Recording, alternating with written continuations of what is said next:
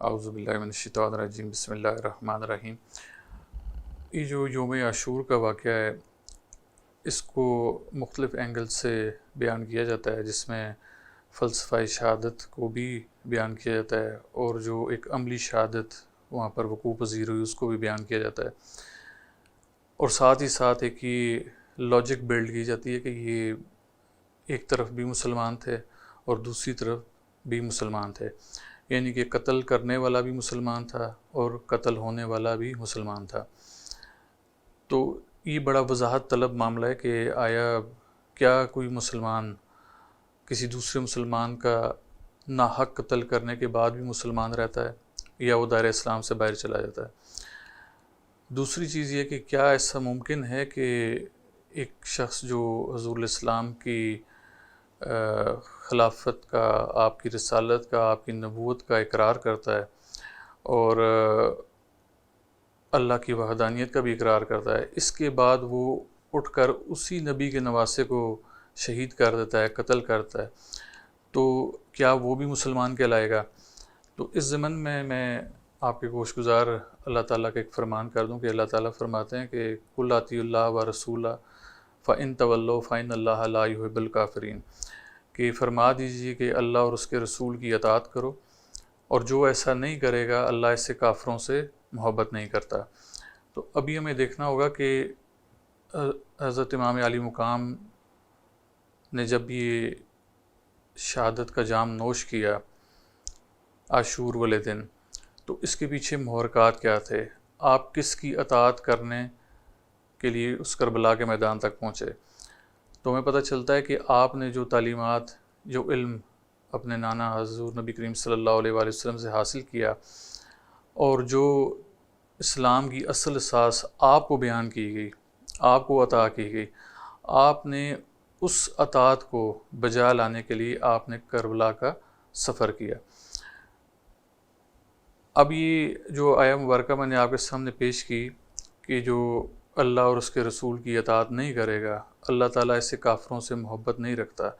تو اب یہ ہمیں بحیثیت قوم، بحیثیت امت یہ دیکھنا ہوگا کہ آیا اس میدان میں اللہ کے رسول کی اطاعت کون کر رہا تھا،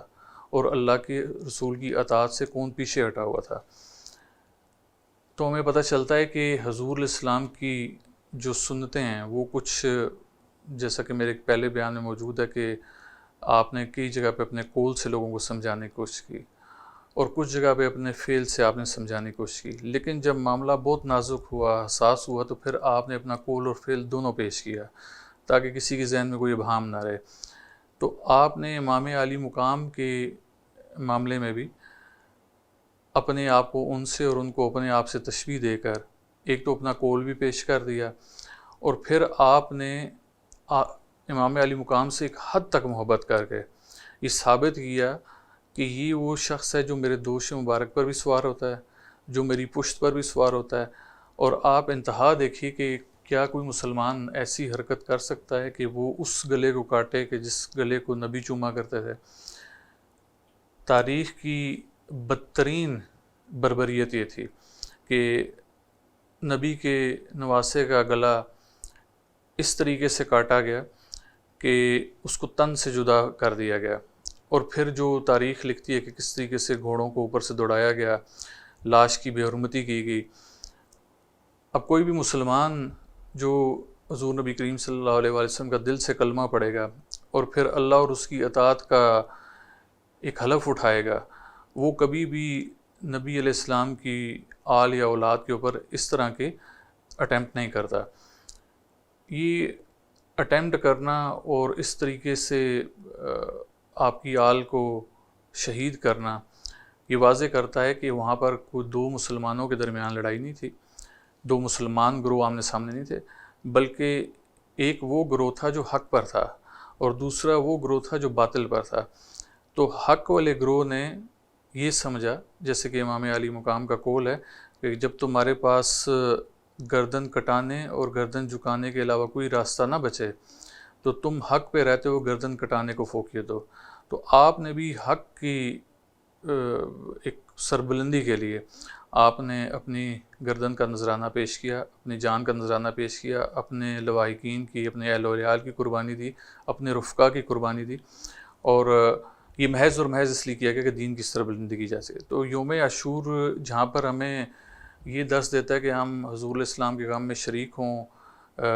جیسا کہ حضور الاسلام یہ خبر پا کر خود بھی روئے، تو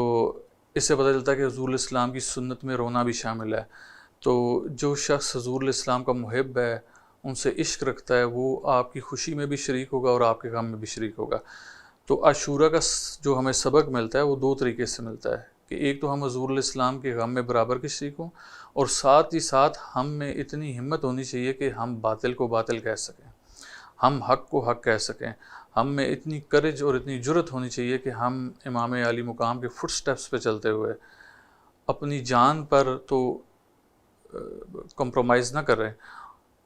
لیکن حق کا ساتھ دیتے رہیں۔ تو اگر ہمیں یہ فلسفہ شہادت نہ ملے اور ہم محض صرف ان کا غم منانا شروع کر دیں تو پھر بھی بات نہیں بنے گی۔ یہ دو ایسی چیزیں جن کو ہمیں سائیڈ بائی سائیڈ ساتھ لے کے چلنا ہوگا۔